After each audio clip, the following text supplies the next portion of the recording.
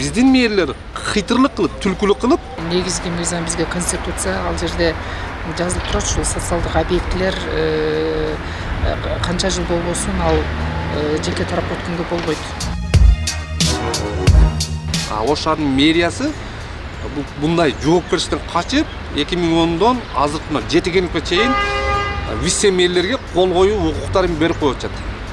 Кол коюу укук вице-мэрлерге берилбейт. Ош шаарынын статусу жөнүндө мыйзамда, жергиликтүү өз алдынча башкаруу жөнүндө мыйзамда дагы жана азыркы жаңы мыйзам кабыл алынды, жергиликтүү өз алдынча башкаруу жана администрациялар жөнүндө мыйзам жаңы кабыл алынды. Ошол мыйзамда дагы кол коюу укугу мэрлерге гана берилген. Өзүн өзү башкаруу органдарына тапшырмалар берилген, ушул мыйзамсыз берилген жерлерди кайрадан мамлекетке кайтаруу маселеси.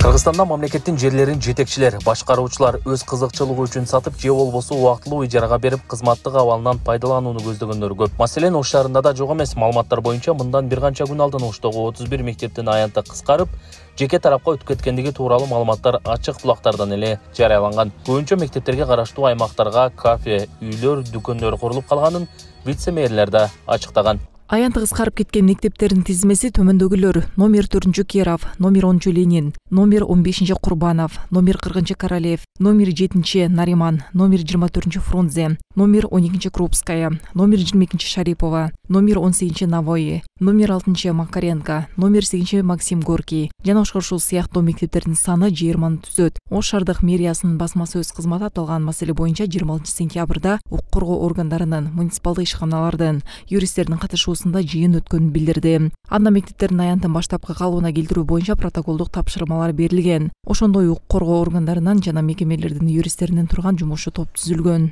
Бул жерде сүйлөшүү, кайрадан бүтүнгө келүү, кайрадан эле мурдагыдай калтыруу дегенге болбойт.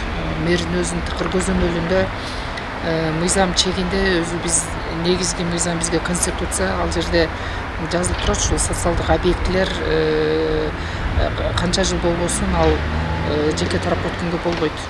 Ал жайылтылбайт жеке менчикке өткөрүү. Ал эми эксперт Төлөгөн Келдибаев Ош шаарындагы вице-мэрлер чечим чыгаруучу эмес, алар жөн гана өзүнө тийиштүү болгон аймакты кызматты тейлөөчү гана адис деп түшүндүрдү.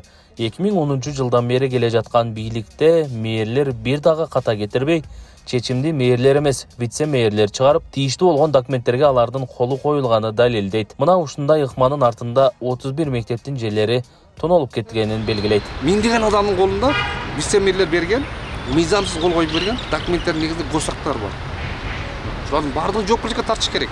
Алар үй-мүлкү конфискация кылыш керек. Ушул жерлерди берген жоопкерчиликке тартыш керек.